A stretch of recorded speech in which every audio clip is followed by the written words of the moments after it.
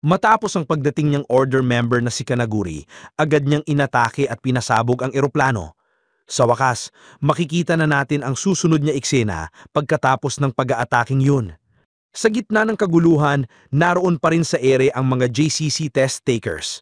Habang malayang bumabagsak, sumigaw si Kanaguri. Makinig kayo mga assassins, isa itong pelikula. Samantala, ang head test administrator na si Ame ay nagulat sa sitwasyon at nagsabing, "Lahat patay na! Sino ang responsable nito?" Sinabi naman ng isa pang test admin na sinubukan niyang tulungan ang flight attendant admin at hindi siya sang-ayon sa paghihiwalay nila noon bilang mga admin. Si Usami, isa sa mga test administrator, ay iniisip kung magkakaroon ba talaga siya ng problema dahil sa nangyayari. Ayon sa kanya, may paparating pang mas malaking pagsubok para sa mga kalahok. Sinabi ng isa pang babaeng admin na huwag mag-alala dahil may idea siya.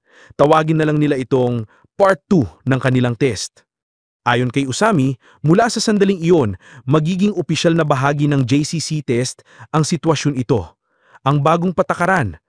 Kailangan makakuha ng kahit isang JCC bullet at makalapag ng ligtas. Napareact si Shin at iba pang kalahok. Paano sila makakaligtas kung walang parachute? Sabi ni Noro, isa ring admin, wala siyang alam na test na ganito at wala rin siyang dalang mga pansaglip para sa ligtas na pagbaba. Dito naisip ni Shin na hindi talaga plinano ang test na ito. Sa gitna ng pagbagsak, muli nang nagpakita si Killer Baby na may benda sa leeg at nagrereklamo sa kaibang test. Tumamag ng pansin si Usami. "Tumahimik kayo, nasa 20,000 feet tayo, bumabagsak ng 120 miles per hour. 2 minuto na lang bago tayo tumama sa lupa." May ilan na gustong tumalon papunta sa dagat, pero ipinaliwanag ng admin na mula sa ganitong taas, ang pagbagsak sa tubig ay parang pagtama sa konkreto. Si Mafuyo ay umiiyak sa takot na mamamatay, pero pinagalitan siya ni Shin. Maya-maya, napansin ni Sakamoto na nasa itaas sila ng Kanaguri at binibidyo ang lahat. Ayon sa Kanaguri, napakaganda ng life and death situation na ito para sa kanyang pelikula. Tunay na extreme realism. Habang tumatawa si Kanaguri, umatake si Sakamoto. Ginamit niya ang momentum para umakyat at sipain si Kanaguri, ngunit na-block ito. Bumawi ng sipa si Kanaguri na nagpatalon kay Sakamoto, ngunit nakakuha pa rin siya ng 3 JCC bullets mula sa kanya. Sinabi ni Kanaguri, well, isang magandang supporting character." Binara siya ni Shin at sinabing, "Baliw ito. Ngayon, kailangan nilang maghanap ng paraan kung paano ligtas na makakababa." Sagot ni Sakamoto, "Kahit makalapag sila ng maayos, hindi pa rin matatapos ang problema." Samantala, si Sakamoto ay tila mas iniisip kung ano ang susunod na mangyayari kaysa tamatin sa pagbagsak. Matapos ang gulo at panganib sa ere, sinabi ni Sakamoto kay Shin na huwag mag-alala. Anasahan na raw niyang ganitong senaryo kaya nagdala siya ng apron. Nagulat si Shin at sinabing, "Tama! Pwede nating gawing parachute ang apron." Ngunit nang subukan ito ni Sakamoto, bumigat lang ang apron at hindi nito kinaya ang bigat niya, kaya bagsak pa rin. Sa isipan ni Akira, iniisip niya na si Mr. Taro, Sakamoto, ay hindi talaga sumusuko. Habang pinapanood niya itong ginagawa nito, nagkaroon siya ng inspirasyon at lakas ng loob na wag rin sumuko. Naalala niya na kailangan lang niyang gamitin ang mga kakayahan na meron siya, kahit pa hindi kaugnay sa pagiging assassin. Nag-iisip siya at narealize niya na mahusay siya sa housekeeping skills, paglulud, paglilinis, at lalo na sa pananahi. Noon pa man lagi siyang pinapagawa ng mga sirang buton o iba pang gamit. Sinabihan pa siya dati na magiging magaling siyang asawa balang araw at dapat nalang kalimutan ng pagiging asasin. Bigla siyang napaisip at nagsabing, "Nakuha ko na! Kaya ko to!" Agad niyang inutusan ng lahat, "Hubarin niyo lahat ng damit niyo!" Nagulat si Shin at iba pa, pero sinabi ni Akira na wala nang oras para magpaliwanag. Kaya isa-isa nilang binigay kay Sakamoto at Shin ang kanilang mga damit. Si Mafuyo ay nagrereklamo dahil nagiginiw na siya, pero pinagalitan siya ni Akira na magmadali.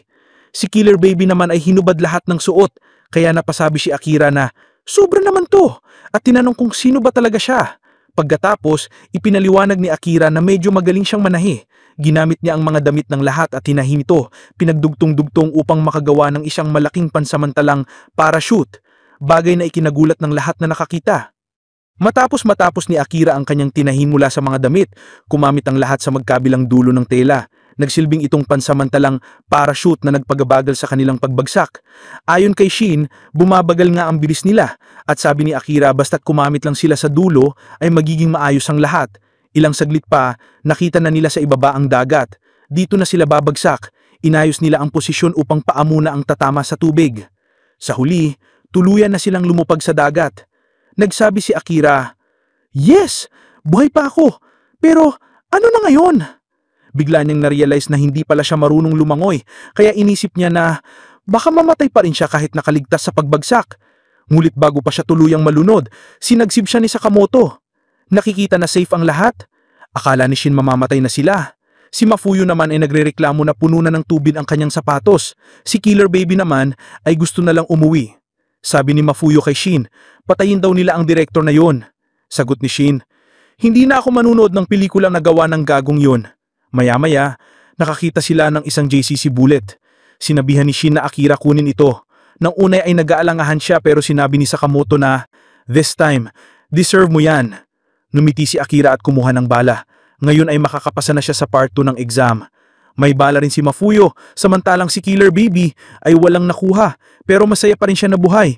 Samantala, napansin ni Shin na tila may iniisip si Sakamoto. Sa kanyang isipan, iniisip niya kung gaano kagaling ang pananahi ni Akira. Sa ganitong sitwasyon pa, nagawa ni itong mabilis at maayos na tahiin ng mga damit. Ano ba talaga ang babaeng ito? Sa isang bahagi ng beach, makikita si Kanaguri na wala na ang kanyang kamera at nakahiga. Ayon sa kanya, hindi na masayang mabuhay kung ganito ang nangyari. Matapos makapagbihis ang lahat, tinanong ni Shin kung magpapatuloy pa ba ang test. Binilang niya ang mga nakaligtas at napansin na marami pa sila. Naisip din niya kung nasaan ang movie director na yon. Nagsabi si Akira na masaya siya dahil safe silang lahat. Para sa kanya isa itong milagro. Ngayon na umarot sila sa puntong ito, iminuhaki niyang sabay silang tatapusin ang test at magkasama silang papasok sa isang klase sa JCC. Sang-ayon si Maiho dahil plano naman talaga niyang pumasa. Nagbiro si Shin kung may school festival din ba sa JCC at sinagot ni Sakamoto na mayroon silang sports event at year-end class trip. Namangha si Shin habang si Sakamoto ay tahimik lang. Sa di kalayuan, sumigaw si Killer Baby. "Oy, tignan nyo! May nahanap akong bala sa beach. Nakapasa rin ako sa stage 2 ng test." Nagtanong si Shin kung sino siya at sabi ni Mafuyo, hindi rin niya alam. Galit naman na sagot si Killer Baby. "Oy, magkasabay pa nga tayo sa parachute kanina ah." Samantala sa panig ng mga test admins, sinabi ni Usami na masama ang nangyari dahil masyadong marami ang namatay. Sumanga ng mga admins, pero ipinaliwanag ni Ato na sa karamihan ng taon, 2 o 3 lang ang nakakapasa sa transfer test. May isa pang admin na nagmungkahi na sa susunod, gumawa ng test na mas kaunti ang posibleng mamatay. Maya-maya, sinabi ng flight attendant admin kay Usami na, "Paparating na sila iting." Sagot ni Usami, "Maganda yun," at mag-proceed na sila sa next stage ng test. Ipinatawag ni Ame ang mga natitirang test takers. "Atensyon sa inyong lahat. Maraming salamat sa paghihintay. Bago natin simulan ang final stage ng test, gusto ko munang ipakilala ang mga karagdagang kalaok na sasama sa round na ito." Nagulat ang lahat nang may 3 bagong dating. Bumaba ang babae at nagsabing, ramdam na ramdam ko ang tensyon at nakakatakot tingnan ang mga test takers." Sinaway siya ng lalaking kasama at may isa pang kasamang tahimik lang. Ipinaliwanag ni Amin na ang 3 ito ay kabilang sa Special Recommendation Group, sina Kaj, Toramaru at Shinaya. Ipinakilala ni Toramaru ang kanyang sarili at sinabing, "Nakakaramdam talaga ako ng kaba pero ikinagagala kong makilala ang lahat." Nag-react si Shin. "Special recommendation?" Nagreklamo si na Killer Baby. "Teka, muntik na kaming mamatay para lang makarating dito tapos biblagan na ba kayong sasali? Hindi ba kayo nahihiya dala-dala pa yung keychain na yan?" Nainis si Toramaru sa sinabi at sa isang iglap ay pinindaw niya ang Killer Baby. Tinutukan nito ng malaking rifle at sinabing, "Ang ingay ng bunganga mo, kumalma ka." Nagulat si Shin sa gilawa. Ipinaliwanag ni Usami na ang 3 aplikanting ito ay inirekomenda ng mga ahensya na eksperto sa larangan ng assassination. Ibig sabihin, kumpirmado ang kanilang kakayahan. Dapat daw maging mabuti ang lahat sa isa't isa. Pinagsabihan ni Usami si Toramaru na kaunti na lang ang bilang ng mga grupo at sana wag basta pumatay ng tao. Sagot ni Toramaru, kasi tinawanan niya ang special Sakamoto kay Jane ko." Sa puntong yun, may ilan sa paligid na nagsabing si Sakamoto ang legendary assassin at narinig nila na may bounty ang ulo nito. May mga assassin fans din pala sa lugar. Samantala, nagulat si Shin at Sakamoto na makita ang KJ ni Toramaru. Sinabi ni Shin kay Sakamoto na umiwas siya sa babaeng yon at sagot naman ni Sakamoto na mukhang delikado ito. Sa isang ibang lugar, makikita sina Uzuki at Gako na nag-uusap. Sinabi ni Gako na hindi raw siya kumukuha o kumukontak ng mga estudyanteng walang experience. Sumagot si Uzuki at tinanong kung alam ni Girako ang kanyang paniniwala. Ayon sa Uzuki, naniniwala siya na ang mga kabataan ang may pinakamalaking tsansa na magpabago sa lipunan. Binigay niya ang halimbawa na si Kashima. Noong unang magkita sila ay teenager pa lamang at si Gako naman ay mas mabata pa kay Kashima noon. Sagot ni Gako, "Ganun ba? Hindi ko na maalala pa." Ipinagpatuloy ni Uzuki na ayaw niya na habang tumatanda siya ay mas dumadami ang kanyang daladala at mas bumibigat ang pakiramdam sa katawan. Samantalang ang kanilang mga kaibigan, tumatakbo sila sa napakabilis na paraan at nagiging nakakatakot ito. Nang narinig ito, napatanong si Gako, "Nagbabasa ka ulit ano?" Sagot ni Uzuki, "Hindi, linyang yun ay mula sa isang pelikula." Bumalik ang eksena sa JCC test kung saan sisimulan na ang final stage o stage 3 ng exam. Isang team battle. Inutusan ng lahat na buksan ang kanilang JCC bullet. Sa pagbukas, lumabas mula rito ang isang cloth band o telang may kulay. Ang nauha ni Akira ay pulang band, may ilan na dilaw, at meron ding asul. Ipinaliwanag ni Usami na ikakabit ang mga banda ito sa likod ng bawat kalahok. Pagkatapos, isinunod ni Usami ang paliwanag. Sasabak sila sa larong tinatawag na tail tag. Nagulat ang ilan at nagtanong kung ano ito. Ayon kay Ame, ang tail tag ay isang laro kung saan ang mga manlalaro ay magtatangkang kunin ang tails ng kalaban. Kinakailangan nito ng iba't ibang kasanayan, gaya ng athleticism, intelligence, teamwork at iba pa. Tinawag pa ito bilang isang innovative sport. Sa isipan ni Shin, parang kahawig lang ito ng lumang larong Catch the Tail. Dagdag pa ni Usami, ang mga players ay hahatiin sa 7 teams. Bawat isa may kanya-kanyang kulay ng tails. May 2 oras ang laro. Gaganapin ito sa loob ng 10 kilometers radius sa kagubatan. Kapag nakuha ng kalabang team ang tail ng isang manlalaro, considered dead ang taong iyon at tuluyang ng bagsak sa exam. May isang kalahok na nagsabi, "Ganun ba? So parang simpleng laro, pero isa palang training tool para sa team survival sa mga professional assignments." Ipinaliwanag pa ng admin na ang tail band ay nakakabit sa bandang bewang at ito'y nagsisilbing proteksyon sa lumbar spine, isang mahalagang bahagi ng katawan para sa paggalaw. Ang konseptong ito ay hango raw sa US military's program. Napalunok ang ilang participants sa narinig. Batid nilang hindi magiging madali ang larong ito. Matapos magpaliwanag ang isang lalaki tungkol sa larong tail tag, sinabi ni Usami na matalino pala ang participant na iyon at tama ang obserbasyon niya. Gumot sa isipan ni Usami, ang totoo ay marami lang talagang namatay sa unang stage ng test, kaya nila naisip na buuin ang larong ito. Isang paraan para magpatuloy ang exam.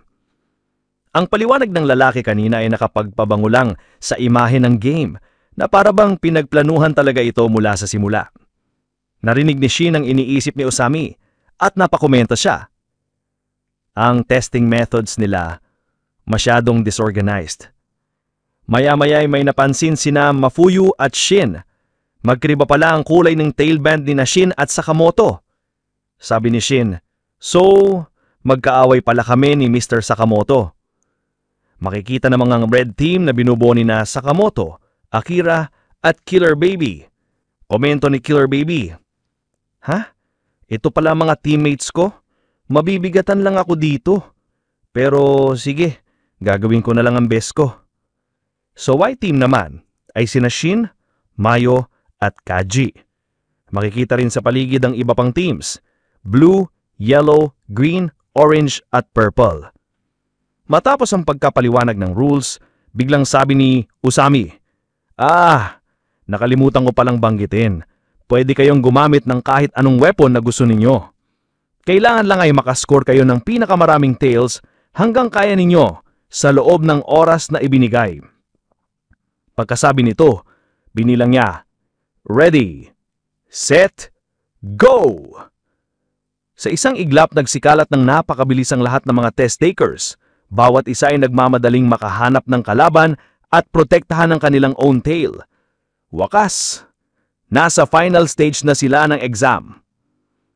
Ngungit-lingid sa kaalaman ng iba, may nakaplantang kasama si Uzuki sa larong ito, ayon sa naging pag-uusapan nila kanina. Sa susunod na kabanata, tiyak na mas matindi ang bakbakan, puno ng aksyon at mga twist na magpapainit sa laban. Dito na muna natin tatapusin ang video sa last panel na ito, kaya manatili lang kayong nakaantabay mga kaibigan. Kung nagustuhan ninyo ang video, huwag kalimutang mag-like, mag-comment at mag-subscribe para sa mas marami pang content na katulad dito. Maraming salamat! This is Mr. AI Anime at kita-kits muli sa susunod na video.